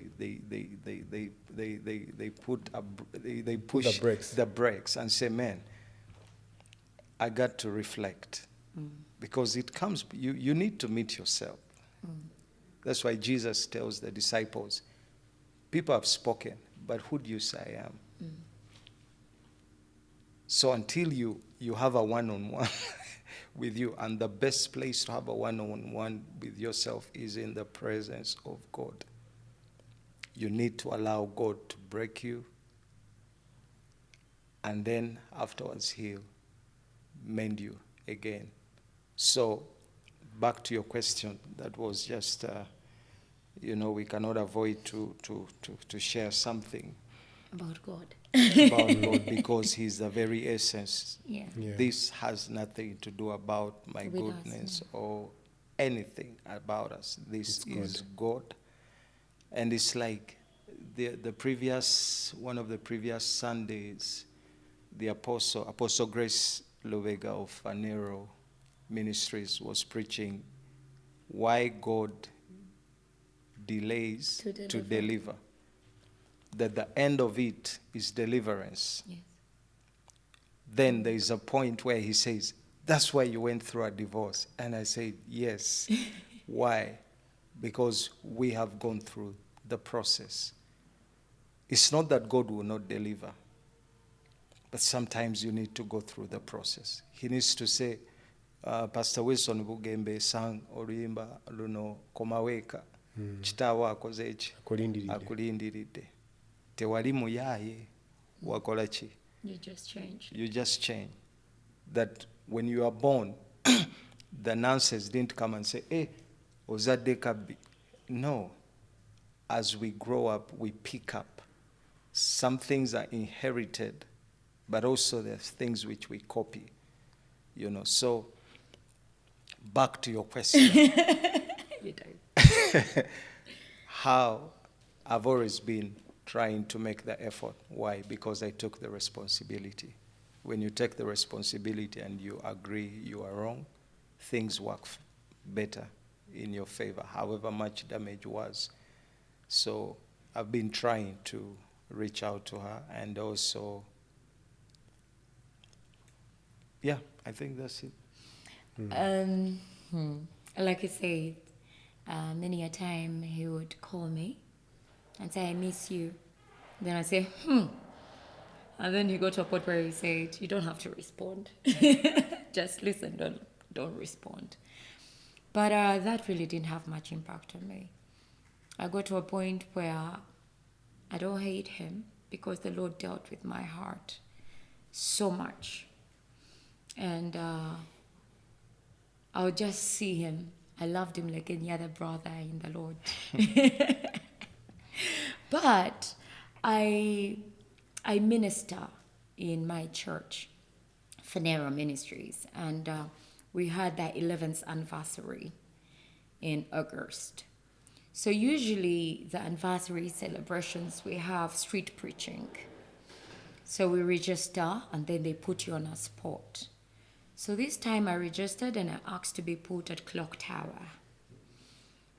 When they asked... When was this? August. Last year? Last year. Yes, August last year. So I registered to be put on a spot. Instead, the response came as Karinji Daphne Kangave, sport leader. I'm like, that made me a sport leader. What am I going to do? Because our son was supposed to be in school at exactly 7 a.m. So I would take him prior to 7 a.m. But as sport leader, I have to be at Clock Tower at exactly 6 a.m. so that I can receive the rest that are coming to preach. So I'm like, what am I going to do? My head starts spinning. Now that is the beginning of August. Then I say, they have a dad. Now, meanwhile, his work is mostly in Mityana. And then when he's not in Mityana, he's in Mukono. But I need him to pick the kid from Najana and Kumbe to school in town. I'm like, what am I going to do? And it's for a week. And it's for a week. So I gather myself, and I think I had taken a while without talking to him now. There are times it would take even a span of months. If it wasn't about the kids, he would never hear from me. Maybe if it's holiday or whatever. Yes, I remember there was a time I called to say hello and you were shocked. Oh my God, Daphne, you thought about me? How? I didn't know that. So we would really not talk. So I'm like, how am I going to do this? I said, God, just help me. So I give him a call. I'm like, I need your help. He's like, what is it? I need you to ferry the kid for a week. Take him to school, pick him up. Then he's like, when? I said, from the 5th of August till, into the anniversary because I'm going to be busy. Because even during the anniversary, I'm busy with ministry. I was shocked. He said yes. I said, okay. He was in Metiana then, and he came home. So after he arriving home, that very day after he said yes, I get a message from a friend of mine in Kenya. Now, during events, I host people in my house. And these people were like, we have recommended a couple to come stay at your house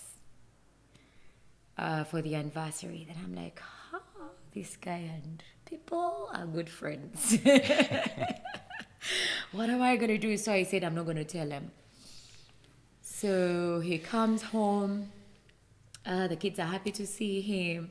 And then I told Abdel, you know what? Your daddy will be taking you to school and bringing you back. Mehitabel is happy to see the father. And then I dropped the bomb in the night. Because I had given him the guest room. Him to sleep in the guest room? Yes. Because he wouldn't come from Mitiana or from Mukono to Entebbe Road to take the kid to school and back. So I'm like, we have enough room in the house. Let him stay in the guest room. So I tell him, you know what? I am going to ask you to leave the guest room and sleep in the decker. Wow. Oh, that time Mehitabel was at school. She was still in boarding. So the boy sleeps up and then you sleep under. Now remember our pride. Yeah. I am saying all this, I know the guy I'm talking to. How is he going to sleep on the deck?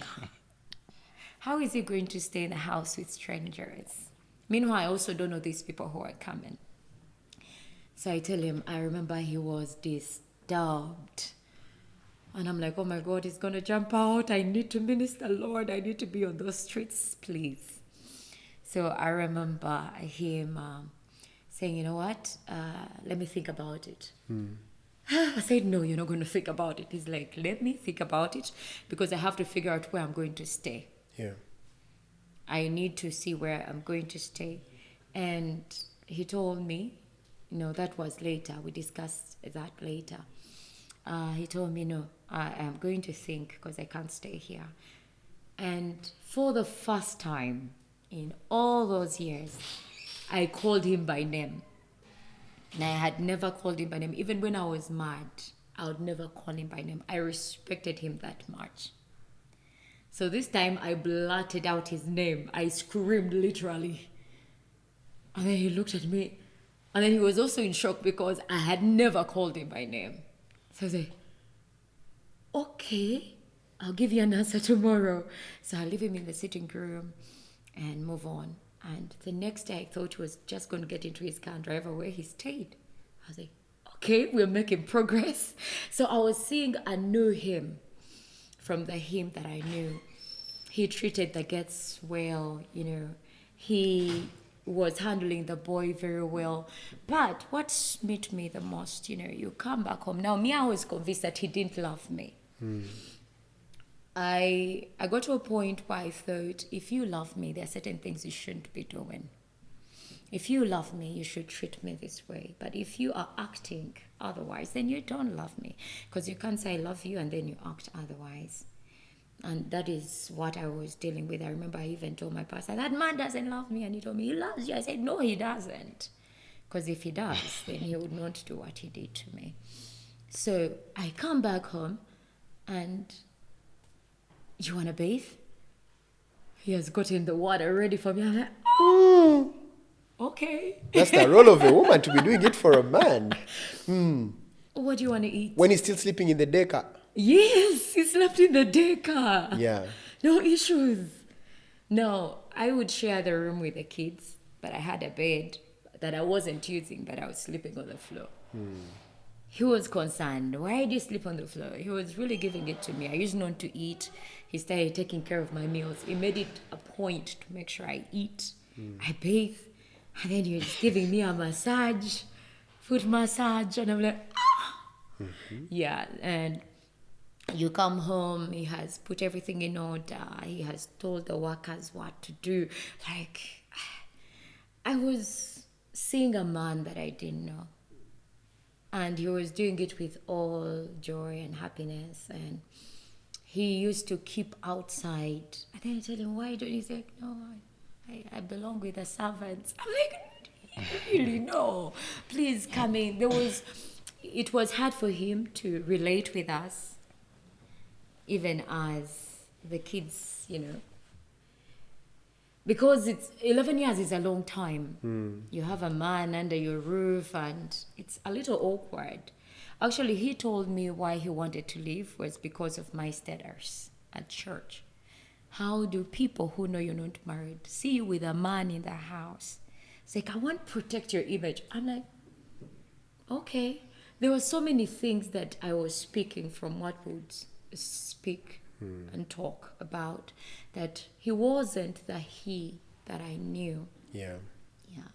And all this he was doing with a clear line of, I don't want you back, CBNDCO.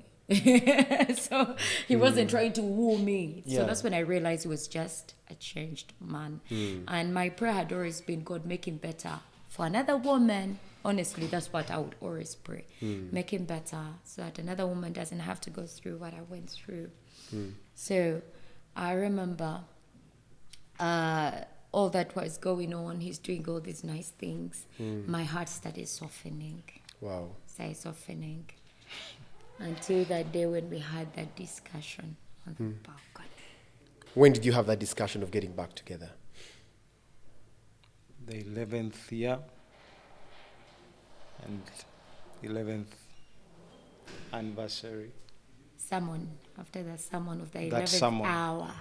From Apostle Grace. Yeah. Touched that so much, and out of the blue I said, why don't we get back? You And seated with her? No, she found, because Me, I I was was at watching church. online. But when she came back, I think she found a more fired, like I was so blessed with the sermon. And I told her, why don't we get back together? And without hesitation, she said yes. And But we were like, we need to first talk about a few things. yeah. Where have you been? Do you have any kids? Do you have a woman? How far did you go? Yeah, no, that's the conversation we got into. Yes. Wow. So to us, as Fanero was celebrating 11 years, and 11 has really matched us so well. Our son is 11. Yes. Wow. We have been apart 11. 11. Our Got back wedding on- time is going to be at 11 a.m. And 11 months from Months. when we got back together. Together. Wow. So 11 has been... And we didn't plan it. You didn't plan We it. didn't. It's 11 hours. Yes. And here it's 7 minutes past 11. We're talking about 11. Wow. The So, 11th. We 11 can't say we did much. 11 It has was been the doing played. of the Lord. Yeah, we Yes. can't say we did much. Like I told you, I was praying. Not even praying. I was planning to leave the country. Wow. I was dating someone in the US. I got him to sign consent. We got the kids' passports ready. Everything. birth The visas certificate. too? Sweetheart, I was supposed to go to get the visa in Nairobi. They were like, we were done. That's why I say, people ask me, what prayer did you make? Like I was praying for another man. And actually, when she brought me that news, as I told you, we had gotten to that level. Oh, you're going to America? Oh, okay. And we were cool. I He even signed. told me, maybe I would visit you someday. And with him, I said, yes. But in my head, I was like, sign, you'll not see us again. Yeah. So I was more concerned about her happiness. You know. I'm not talking about years ago. Yeah. All It's those last year. plans were for last year. Wow. Yeah. And God was like, let me get you where you want most. You will not go. Wow. Wow. Yes. And he supported me through the process of getting all the documentation. Yeah. Yeah. Interesting. What habits or behaviors did the both of you have to kill to get back together, before coming back together? Me, as I told you in the beginning, or as we have been saying, talking about it, pride. You kicked away pride. Pride. As I told you, there is a mother of all other things. That's why the Bible says that the pride of life, no, the lust of the flesh, the lust of the eye, and the pride of life. Those three. Those three. And you know, pride was the first sin in the Bible, where Lucifer was so proud and proud. Yeah. he wanted to go against God. So to me, I wouldn't want to be like this and this. If you deal with the mother, then you will not have a womb to give birth to all these other things. So He wouldn't have knelt. Remember that. Yeah. And when she spoke about that day, why that day felt special, nothing existed that day. I'd never been lost in a moment.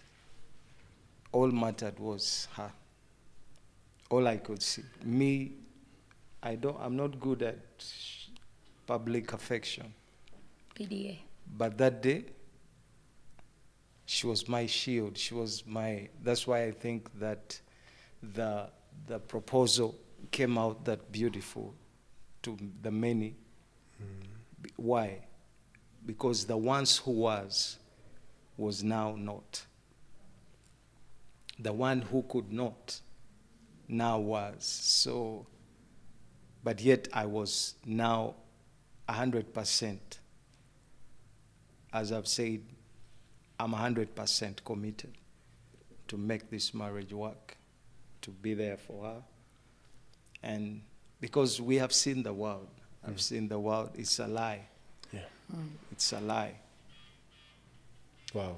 It's a lie. And every time I've always told her, I make silent prayers where I say, if there be anything I need in a woman, may I always find it in Daphne. Wow. So these are prayers I don't stop asking the Holy Spirit. Even when I realize I'm getting off, I say, Holy Spirit, if there be anything I need in a woman, let me find it in her. When he sees a woman and covers him proper, he tells me. He's like, I saw this Kawan angel. She was. But whatever she thinks she has, may I find it in Daphne. May I find it in Daphne. Because I don't think I can do divorce again. I know that road. I've tested. It's not a good place to be. It's not. I don't think I would want to walk that journey again. Wow. Me. I do not check his phone. Hey, the other time you used to check it, huh? Yeah? I told you, me, I don't deal with rumors. I do my own investigations. But what is interesting is there was a time in the past where the phone landed me in trouble. I almost left. Yeah. Wow. Flat out. Whoa. What happened? So there were certain girls that used to call me and abuse me. When we got married, girls from the past, his past. So he's like, no, let's switch SIM cards. So we switched. It's like, me, I'll handle them. So he gave me his. And one of those days, I had a workmate who was dating a niece. He sends a message on my number, which was now his number. So I'm there, and one of our nieces comes to me and is like, Auntie, I've seen something in Daddy's phone that I don't like. So I'm like, which one? It's like, you get it. So I come and lie to him. He gives me his phone, and I went and checked. I told him that I was going to call my auntie. Kumba, I was going to snoop. So I get this message. You say you want me, yet it's you with baggage. I'm like, so I'm the baggage. Sort your life, then we can move on. So I was like, oh my God, this guy. They even calling me baggage. He wants to move on with somebody. Our kid is only one, yeah. So I'm like, I'm leaving. It was about 7:30 p.m. But as I'm going to get out of the gate, I'm like, no, let me first find out who is really taking me out of my marriage so that I can understand what I'm dealing with. So I get the number and call. And that you guys said, hello. Wow. I hung up. I was like, no way. Okay, at least if it was a girl, okay, I would understand. So I got emotional. I cried. I was hiding in the garden. Then later I'm like, no, we need to have discussion with this guy. So I called the guy back and the guy said, hey, it's Bakama. I was like, what? No, this is my friend. He's like, Daphne, did you see the message I sent you about the girl, your girl, what she sent me? And I said, oh my God. How many times have we run to conclusion without even knowing the whole matter? Do you know how many marriages are broken? Just because of those small that? things, yes. Yes. Imagine it was her friend. It was my friend. Sending a message to your niece. To me, thinking it is me, but we had switched SIM cards. Oh, yeah. Because up to now we get it. It was something I wanted to do for accountability. I was trying to make things happen. So when we got married, I told her, take my SIM card, I take yours. And up to now, the people who used to know her still call, and I say, I'll give you, hello, Daphne. I said, no, let me give you her number. So. And then they called me looking for him. Wow. Up to now, even after we had gone even apart. after 11, we still have the same Interesting. SIM card. Yeah. Interesting. So I had to drop that. I had to drop it. I don't check his phone. There's a time actually it was next to me and he said, give me my phone. Let's just see something that is not important that you think it is recently. Yeah, he did. Yeah. So there are certain things. What are you looking for? Even the Bible is clear. If you seek, ye shall find. You will find. You will cry. Many people are fighting to separate than to keep together. Because every time you're looking for the wrongs, that means you're not really wanting to Focusing stay on the together. good. Why are you looking for the wrong? If you want to be with your man, then you say, maybe I know what I'm dealing with, and then what? If it's to pray, whether you see it or not. Wow. So yeah, I had to kill that. I don't touch his phone. Interesting.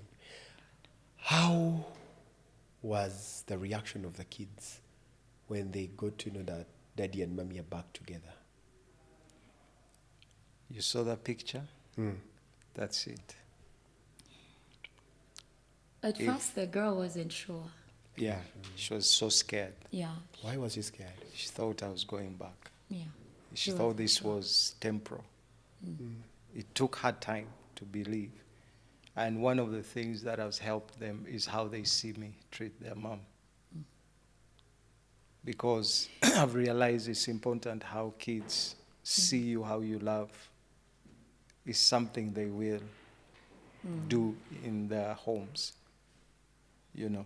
So they have been immensely blessed when they see the servant, because now I'm like a servant. There are people out there, men, don't be afraid to serve. Christ said, the greatest among you shall be a servant. I've learned to serve at the expense of wanting to please. Because she has to become your first priority, to impress her on a daily. But how does that happen? After there's a conversion. When God has dealt with your heart and removed. And I believe God wanted us to be together, but we had to first take a walk. First go into the land called divorce. And one of the things I realized, divorce is just an event. Yeah. It's like a garment. So you can't put it on.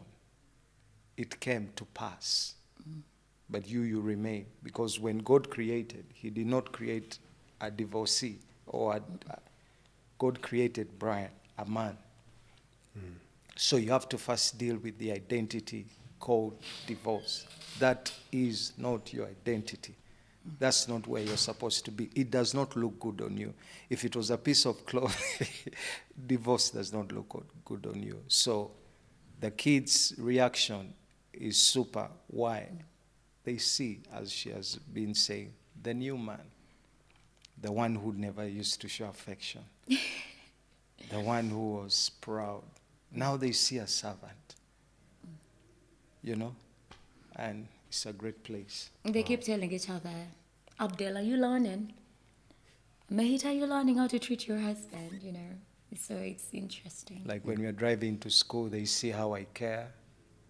There was at one time we were going up country, and she wanted a particular kind of biscuit. And how I was looking in every supermarket just to, Get her that biscuit. Because why? We lost time. We lost time. And it's like you're trying to Catch up. Make to up catch for the up. lost time. Yes. When you don't understand how much important time is, you'll abuse it. When you told us the recording is at 9, we're here by 8, by 7 something. 7:30. I don't mind waiting. I don't like being asked, where are you? Or because why? I know the repercussions of Lost not time. keeping your time and your word. So whatever we are doing is we are trying to, put everything together in the time we lost, even when we are mad at each other. Because sometimes we fight, not the bad fight. She always comes and says, honey, we lost time. We can no longer do, we can no longer behave a certain way. So one of the things each and everyone who is watching, you can testify to this, that we don't have enough time. But yet, God in his infinite wisdom, he knew that we have time if we use it wisely. If we use it wisely. Wow. Interesting. And you decided, let's do another wedding. Yeah, because we divorced. We went all the way. So, and we're Christians. Yeah. Of course, if we weren't, maybe I know people would just move on. But I remember when my mother first found out, she was like, you guys should go back to church. Wow. Then I said, with your consent. And she said, yeah, you got it. I have nothing against you. When my auntie had it, you should go back to church. Everyone was excited. So like, yeah, we need to do this right. And this time better. Because there's a time he told me that when I was walking down the aisle, he cried. And I'm like, oh my God, this guy is romantic. He told me he was asking himself, what have I gotten myself? Wow. That was the first time. So now I believe when he sees me walk down the aisle, he shall appreciate me better. This time when I see him crying, I know he'll be like, I'm very lucky to have this woman back. Interesting. Wow. Guys, it's been a beautiful conversation, and I'm glad after 11 years, God has restored. I want to read a Bible verse to our viewers, and it's from the book of Joel, chapter 2, verses 25. It says, so I will restore to you the years that the swarming locusts, the years that the swarming locust has eaten, the crawling locust, the consuming locust, and the chewing locust, my great army, which I sent among you. You shall eat in plenty and be satisfied, and praise the name of the Lord your God, who has dealt wondrously with you. God had to deal with both of them. And my people shall never be put to shame.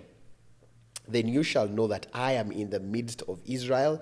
I am the Lord your God, and there is no other. My people will be never put to shame. So what this Bible verse actually means is that once you put your trust in God, once you put that pride away, he put the pride away, she put the pride away, guess what? They invited God. God hates pride. God hates pride. And you know that saying, the book of Proverbs says, before the fall of man, pride comes first. So they put pride away, and guess what? God dwelt amongst them. So God is going to dwell in your life if you kick that pride away. In case you're going through this, you're going through divorce, you're going through separation, one of you has to put pride away. Pride is that small thing that will kill your marriage. And I'm glad that God has actually restored your marriage. And I'm glad that after 11 years, y'all are getting back together, and we are going to enjoy the wedding. So I just want us to make a toast. Let's just make a toast. Oh, you want us to make a toast? Yes. Checho. So here's to a beautiful and happy marriage to you guys. Here's to restoration. Wow. Yeah. So these drinks are proudly brought to you by Mimosa. Thank you so much, Karuka Wines and Agencies. And it's been a beautiful episode. Brian and Daphne, I just can't. I'm looking forward to your wedding. I'm looking forward to your wedding. And Judge Lona, we are looking for you. You must be there at the wedding. And to everyone out there, in case you have gone through divorce, in case you're going through divorce, look at your children. First of all, the reason as to why it is happening. Is it redeemable? Theirs was unredeemable. But there are circumstances you look at and you're like, do you know what? Let me kill myself. Let me kill that pride in me. And God did it for them. So if you've been touched by this episode, please just put up your hand in the comment section. And thank you so much for watching. When the wedding happens, if they invite me to either MC or attend, I'll bring you the pictures. I'll bring you the pictures. So when is the wedding happening? 19th June. 19th June. Yes. All right, so 19th June. Anyway, so guys, thank you so much for watching. Thank you so much for subscribing. It's been a beautiful episode. Brian and Daphne, thank you so much for accepting the invite and for coming to share with us. Thank you for having us. You're welcome. Till next time, this is Tie the Knot. God bless you and bye.